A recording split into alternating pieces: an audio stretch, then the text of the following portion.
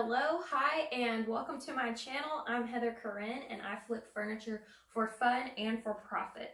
So if you're interested in learning how I flip pieces just like this one, stay tuned.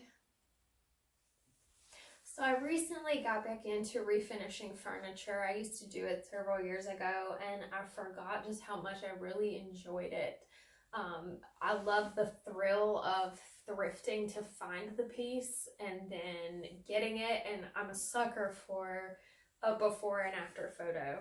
So this has really been something I've been enjoying for the past couple of weeks, and I had several requests for videos or if I would come over and show people how to do this. So I thought the most accessible way for me to do that would be to create videos so that you guys could see how I do it. So this piece I found on Facebook Marketplace. I paid $25 for it. It is solid wood, so it's not particle board or anything. And the shelves are in there. They don't come out or move or anything. It's just a really nice piece.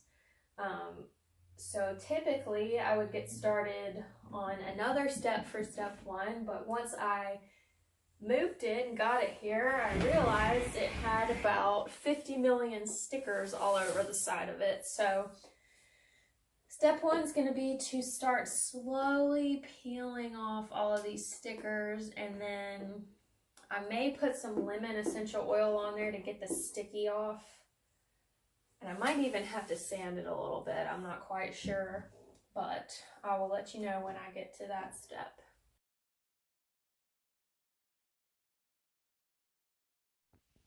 Here is some of the damage caused from the stickers. Well, it's not actually real damage, but got me feeling as angry as that Lego lady right there. So here we are, stickers removed. I ended up using alcohol and a putty spatula to scrape it off. Then I sanded and scraped some more and sanded and scraped some more. So now that I've gotten all of the sticky stuff off, we are ready to start step 1 and 2. Which I like to put down a drop cloth or cardboard in this case so that I don't ruin the floor with paint. And I've found that putting blocks underneath your pieces, wood blocks like these, makes it a lot easier to paint without the bottom of your furniture sticking to the floor or the drop cloth. So I'm really glad that Keith got me these wood blocks to prop it up. Next, we want to clean the piece really well to remove any kind of dirt, dust, grime, or oils from your fingers. So I'm just going to use Myers Clean Day spray, multi-surface cleaner. Spray the whole thing down and wipe it off with paper towels, and then we'll be ready to start painting. So now we are clean and dry and going to begin painting our first coat.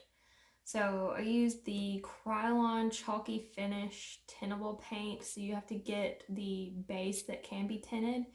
And the color that we're using today is Villa Gray, which is almost an antique white color. It doesn't look gray or tan. So I have probably a third of this container left, which I'm hoping will be enough to finish this piece. And if not, I may have to go back over it with white. So I'm just gonna kind of shake this back up. It hasn't been sitting very long.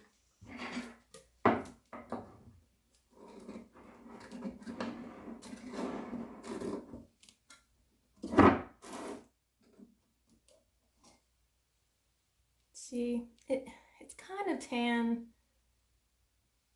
but not. Now, the brush that we're going to be using is specific for chalk painting. You don't have to use this kind of a brush. It's got like a flat top and it's bulkier than a traditional brush. It's not as floppy, if that makes sense.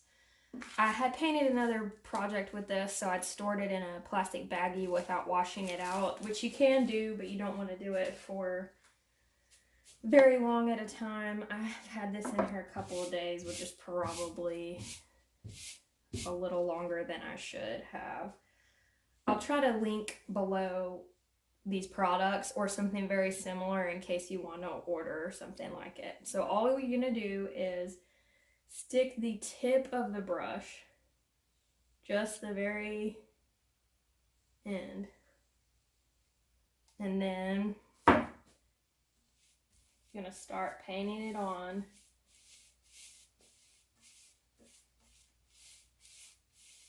You can go in all different directions. I like to get a good layer of paint on there and then go back over and smooth it out.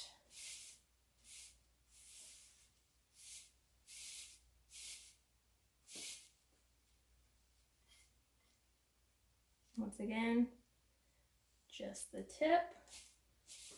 That's what she said.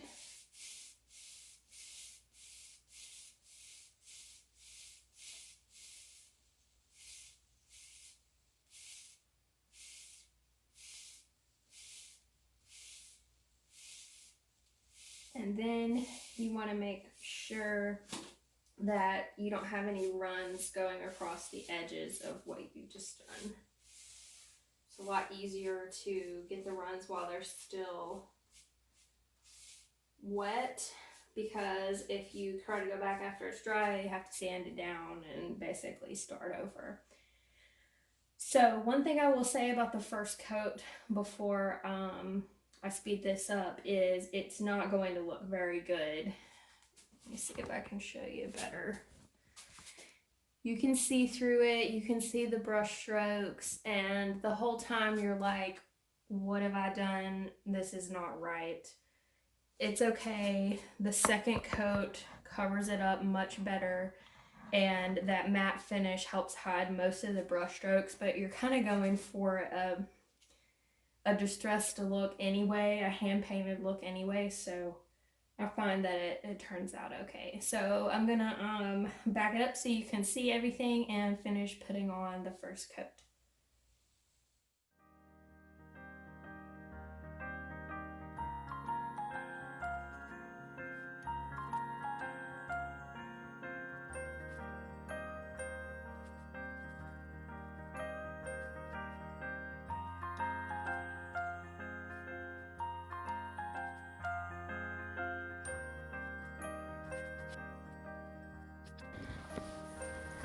As you can see, about halfway through the first coat, I decided I wanted to see what it would look like if I didn't paint the inside of each shelf. I was wondering if it would be cute, kind of like that farmhousey look where part of it is regular wood and part of it is painted. So I taped it off with some frog tape and painted it to get a feel for it. And then I took some pictures and polled my friends and family, and the majority vote was to paint the inside of the shelves. So I ended up taking the tape off and painting the insides of the shelves as well.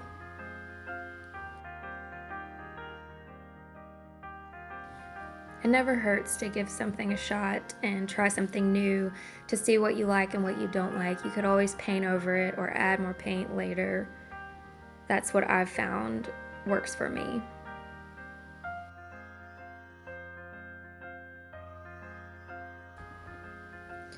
As you can see, I start painting around the edges first so that I can get the paint into the hard to reach places and pressed up into the corners before I fill in the center of each section.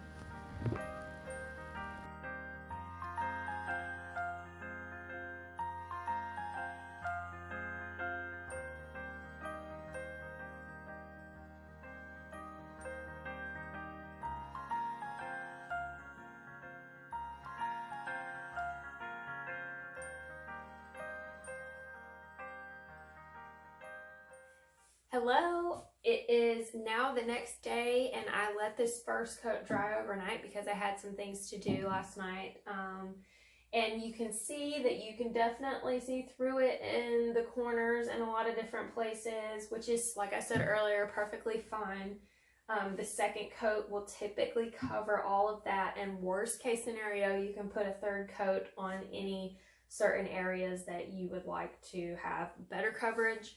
The one thing I will say about the second coat though is that you do want to be mindful of smoothing out the brush strokes a little bit more and which direction you're going. That's just my personal preference because I like the piece to look kind of polished and not messy, if that makes sense. So I'm going to speed this up and put on the second coat, and then after that is completely dry, I will meet you back here and show you how I do my distressing.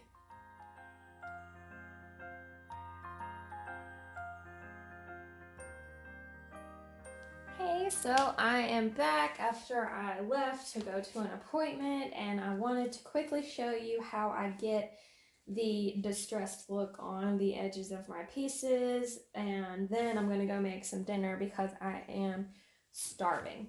So the way I approach this is to gently sand any edge that would have naturally worn over time, so that way it doesn't look like you did it on purpose. It just looks like it is a vintage piece. So I'm going to start by sanding this corner. Maybe hard to tell in the video. And then I'm going to sand a little bit along the edge up here.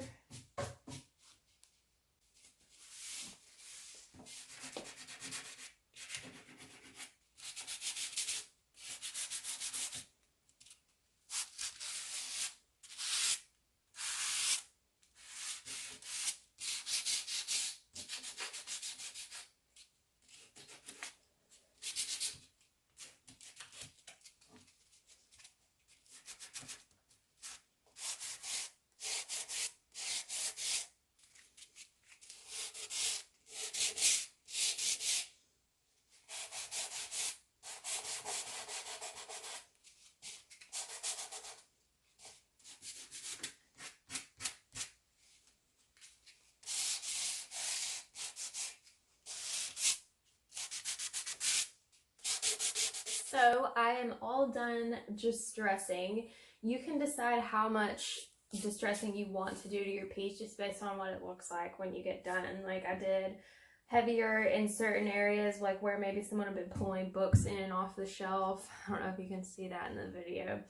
But after I have sanded the whole thing, then I get paper towels and I wet them with a little bit of that all-purpose cleaner, and I wipe down the entire thing because, and I may have to wipe it again actually, because the dust from the sanding, when you wax it, sometimes it can tint the furniture a little bit of a yellow or a red depending on what color is underneath here when you start sanding it. So make sure you clean it off really well before you put the wax coat on.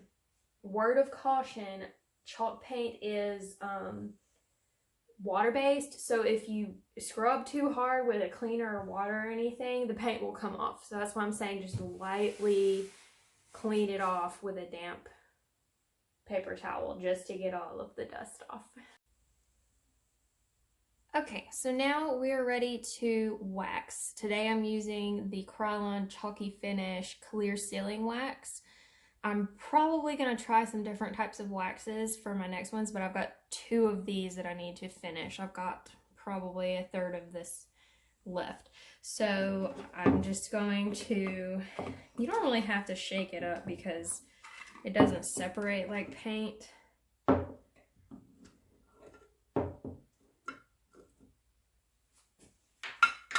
And it doesn't look like normal waxes. It's kind of liquid. So once again, I have another brush that is the same as my chalk painting brush, but I use one for paint and one for wax because I don't want to mix the two together. I've waxed multiple pieces, so I've had it in a plastic baggie and I haven't washed it out lately. Same as the painting brush. Same exact technique as the paint. You just dip the tip in there and then start waxing it on. And I was hoping you'd be able to see how it sort of changes the color a little bit. It kind of deepens it. Can you tell what I've done and what I haven't done? And you just brush it in, basically. If you have too much, you can wipe the excess off with a paper towel, but I just try not to put too much at a time and just cover enough to where you can visibly see you've waxed it. So I've started here. So this is unwaxed. This is waxed.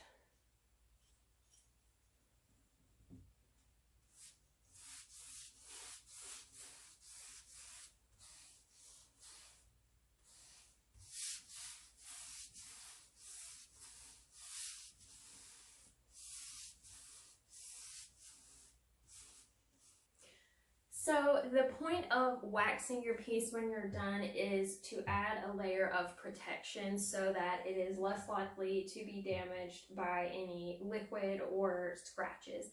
You still can scratch chalk painted furniture after you've applied a wax coat, but it is just less likely than if you leave it in that dry, chalky state.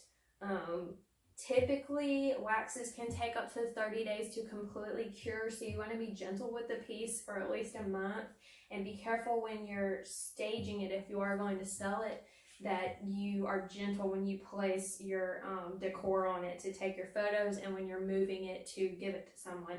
It also doesn't hurt to let them know that it's going to take a little while for the wax to cure completely and that they should be careful with it, as just a common courtesy. You can put more than one coat of wax if you want to, just to add an extra layer of protection to like pieces that would get a lot of wear, like the top or the tops of each shelf. But that's optional. I typically just do one coat for time and cost purposes. So yeah, that is basically it. After I finish waxing the entire piece, I'm going to let that dry overnight, most likely, and then put some staging decor on it, back it up against this wall, and take some really good pictures to post it on Facebook Marketplace and let go. Ta-da! What do you think? It looks so great. I'm really happy with how it turned out. So I let it dry after I waxed it for about an hour and a half, which I don't recommend. I would definitely let it dry overnight before you move it and stage it, like I said. But I was just so excited and I wanted to see what it would look like and show you. So I went around my house and just found some random decor that I had sitting in different places and kind of stage it for pictures, you know, put a lamp and some fake plants and stuff on it so that someone can imagine it being in their home. And I took some really good pictures, and I'm going to upload it to Facebook Marketplace and hopefully sell it for $75 to $100, which would be a really nice profit and a fun flip. Thank you so much for watching this. If you made it all the way to the end, thanks for supporting your girl on our first YouTube video ever. Don't hesitate to hit the like button and subscribe so that you see when I post future videos. And yeah. Hey, I just wanted to post a quick update. I went upstairs and washed out the paintbrushes and posted the bookcase on Facebook Marketplace, and I sold it within 45 minutes for $110. So what's that? An $85 profit? Not bad.